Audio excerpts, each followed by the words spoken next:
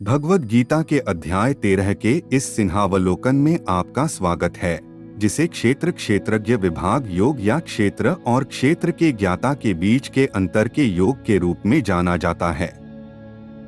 इस अध्याय में कृष्ण अर्जुन को कर्म क्षेत्र और क्षेत्र के ज्ञाता की प्रकृति बताते हैं और यह भी बताते हैं कि इनके ज्ञान से व्यक्ति किस प्रकार मुक्ति प्राप्त कर सकता है।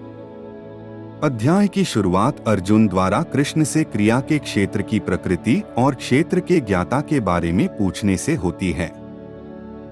कृष्ण समझाते हैं कि शरीर, मन और इंद्रियां क्रिया का क्षेत्र हैं, जबकि क्षेत्र का ज्ञाता आत्मा है जो सभी प्राणियों में व्याप्त है।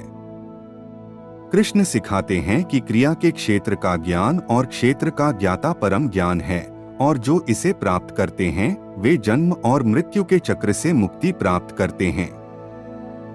कृष्ण क्रिया के क्षेत्र की प्रकृति की व्याख्या करते हैं और यह बताते हैं कि यह कैसे 5 तत्वों अहंकार और बुद्धि से बना है।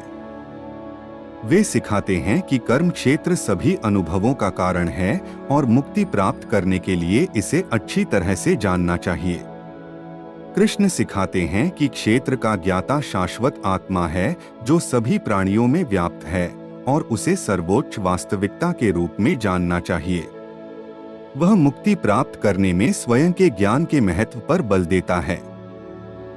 कृष्ण नश्वर शरीर और अविनाशी आत्मा के बीच के अंतर को समझाते हैं और सिखाते हैं कि स्वयं सभी प्राणियों के लिए परम आश्रय है। वह मुक्ति प्राप्त करने में स्वयं के प्रति समर्पण के महत्व पर बल देता है। कृष्ण सिखाते हैं कि स्वयं का वास्तविक स्वरूप शरीर और मन से परे है और इसे ज्ञान और ध्यान के माध्यम से महसूस किया जाना चाहिए। वह स्वसाक्षात्कार व्यक्ति की प्रकृति की व्याख्या करते हैं और वे सभी प्राणियों में समान वास्तविकता को कैसे देखते हैं। कृष्ण बताते हैं कि कैसे कोई व्यक्ति विवेक, वैराग्य और भक्ति के अभ्यास के माध्यम से स्वयं का ज्ञान प्राप्त कर सकता है। वह सिखाता है कि जो लोग इनका अभ्यास करते हैं वे स्वयं का ज्ञान प्राप्त करते हैं और मुक्ति प्राप्त करते हैं। कृष्ण कर्म क्षेत्र के ज्ञान और मुक्ति प्राप्ति में क्षेत्र के ज्ञाता के महत्व पर बल देकर अध्याय का समापन करते हैं।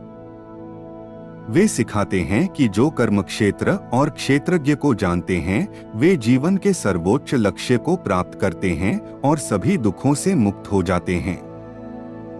यह भगवद गीता के अध्याय 13 का एक संक्षिप्त अवलोकन है, एक गहन और ज्ञानवर्धक पाठ जो स्वयं की प्रकृति और ज्ञान और भक्ति के माध्यम से मुक्ति प्राप्त करने के मार्ग को प्रकट करता है।